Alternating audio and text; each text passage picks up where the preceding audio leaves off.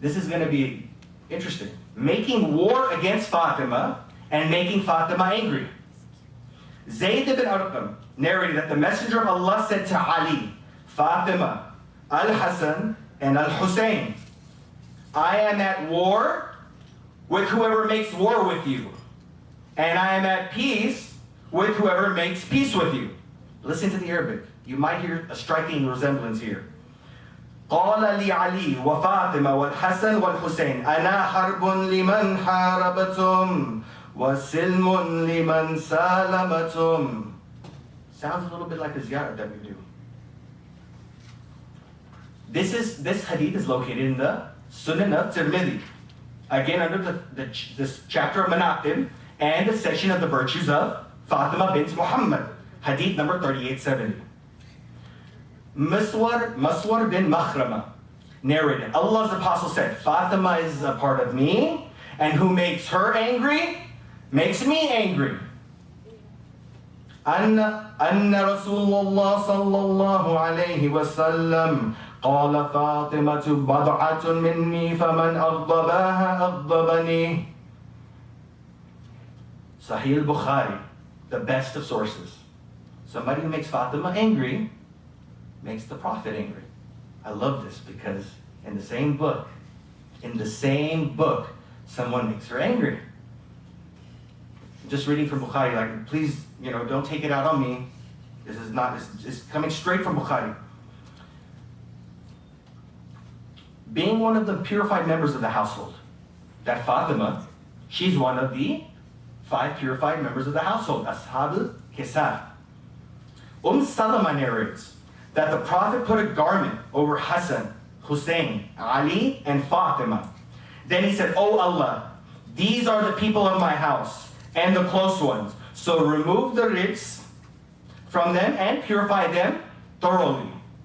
So Salama said, and am I with them, O Messenger of Allah? He says, you are upon good. And to me this is very interesting because, she was not put under the cloak. But the conduct of the Prophet is so nice. He didn't say, no, you're not. He says, no, you're upon good. That's the akhlaq of the Prophet. I mean, we have so much to learn the way he just talks to people. He didn't say that, no, you're not part of the Ahl al-Bayt because you're not under the cloak. He says, you're upon good, Salama. That's very interesting there. That following hadith is also in the Sunan of Tirmidhi.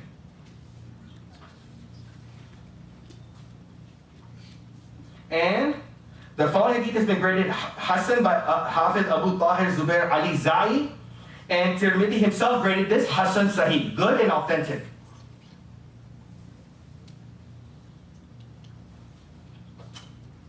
And of course, Shaykh Al-Albani, the greatest contemporary Sunni scholar, he grades this as Sahih. Also, Aisha reports that when Allah's apostle went out one morning wearing a striped cloak of black camel's hair, that there came Hassan ibn Ali. He wrapped him under it. Then came Hussein, and he wrapped him under it along with the other one, Hassan. Then came Fatima, and he took her under it. Then came Ali, and he also took him under it, and then said, Bismillahir Rahmanir Rahim. إنما يريد الله ليذهب عنكم رجس أهل البيت ويطهركم تطهيرا. صلوا على محمد وعلى محمد. اللهم صل على محمد. He took these 5, including himself, 4 and himself, and he said, chapter 33, verse 33, he recited this verse. This is in Sahih Muslim, authentic book number 2 after Bukhari. You know what's interesting? They keep saying that Aisha, the wives are part of the Ahl al-Bayt. The interesting thing is the wife is not saying this. Aisha is narrating this hadith. How come she doesn't say, I'm part of Ahl al-Bayt? She's saying that when the Prophet put the cloak, he put it on everybody. Aisha's narrating this. Let's listen to the wife. Maybe she knows. She was there. But they still try to make their arguments. But the thing is, the verse of the Quran I started with, chapter 27. Surah Naml, chapter of the ant, verse number 64. أعوذ بالله من الشيطان الرجيم بسم الله الرحمن الرحيم قل هاتوا برهانكم إن كنتم صادقين. Say, bring your proofs if you are truthful. This is the Quran saying this. So that means if you want to show that you're truthful, you provide evidence. Don't just say, I think I'm better than you, or I think my religion is better than you, and I think that or you guys are kafir, and you guys are mu'min, and I'm a mu'min, and you're a kafir. No. It does not work like that. The way it works is you provide the evidence, because you can't argue with evidence. If you're going in a courtroom, which attorney wins? The one who provides the best evidence. The one who has the most compelling evidence.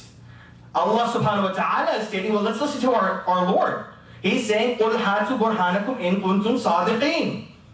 Say, bring your proofs if you are truthful. So if somebody's going to come in and tell you, what does that mean? That we have to first know where the proofs are. We have to know how to convey the proofs properly. We don't want to hurt feelings here. There are brothers and sisters in Islam. We respect them. There is a difference of opinion, obviously. So we have to know how to convey this message. So, provide the proof if you're truthful. If the path of Ahlul Bayt is true, provide the proof, because it's there. And it's a plethora of information. It's too abundant to go through everything. This is from a Shia source. Abi Abdullah is speaking to Abu Ja'far al-Ahwal. Abi Abdullah, in Hadith narrations, is actually Imam Ja'far al-Sadiq, the sixth Imam. The Imam says, what do the people of Basra say about the verses of the Quran? Bismillahir Rahmanir Rahim. قُلْ لَا أَسْأَلُكُمْ عَلَيْهِ أَجْرًا إِلَّا الْمَوَدَّةَ فِي الْقُرْبَى. Chapter 42, verse number 23. I do not ask of you any compensation for it except that you must love my near ones. Abu Ja'far replied, Abu Ja'far al-Ahwal, he's a companion. I then said, I pray to Allah to keep my soul in service for your cause. They say that it is about the relatives of the Messenger of Allah. Relatives, as a general sense, because at the time of Imam Ja'far al-Sadiq, there was a Banu Abbasid Khalifa in power. Banu Abbas, when they came into power, they came under the pretext that they are from the family of the Prophet. So when they're saying that it means to the relatives, they're all saying, hey, because we're Banu Abbas. Listen to what the Imam says. He says, they have spoken a lie. فَقَالْ كَذَّبُوا. They have lied. It was revealed specifically about Ahlul Bayt. About us specifically, Ahlul Bayt. Ali, Fatima, Al-Hassan, Hussein, and the people of the cloak. So they're saying, it says, إِنَّمَا نَزَلَتْ فِينَا خَاصَّةً خاص, specific.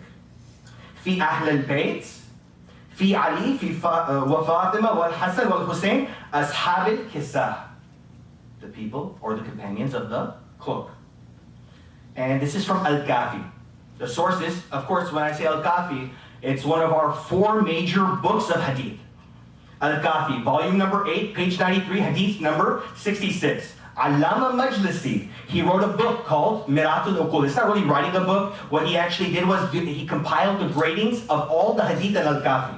So Miratul Uqul is him going through every single hadith in Al-Kafi and putting a grading to that specific hadith. Allama Majlisi, the famous compiler of Bihar al-Anwar, 110 volume compilation, he died in the 1100s, 1110 or so. He says this hadith is sahih. In volume 225, page 221 of Miratul Uqul. Now, let's move on to the respect the Prophet gave to his daughter Fatima.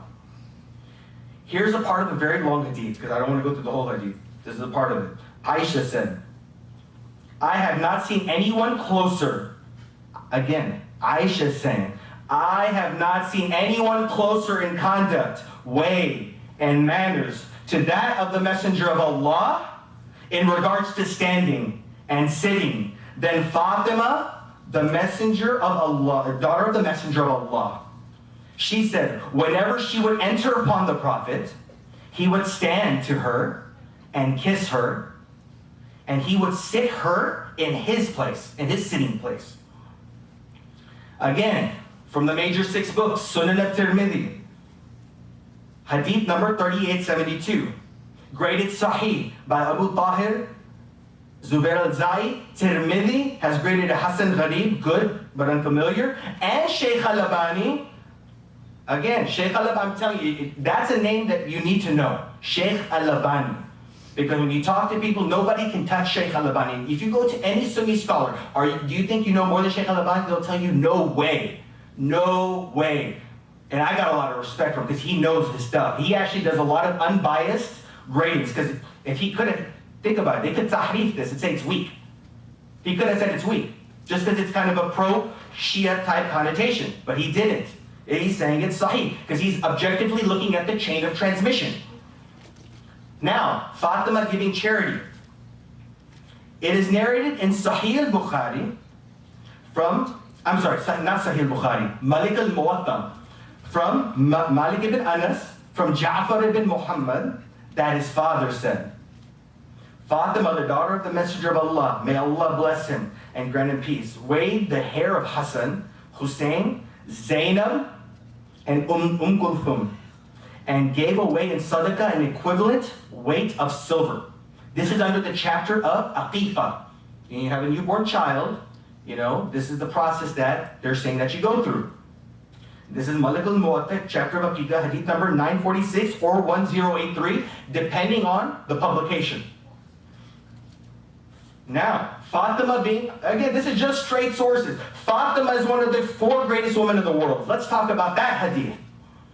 Anas narrates that the Prophet said, sufficient for you among the women of mankind are Maryam bint Imran, Khadija bint Khuwaylid, Fatima bint Muhammad, and Asiya, the wife of Fir'aun.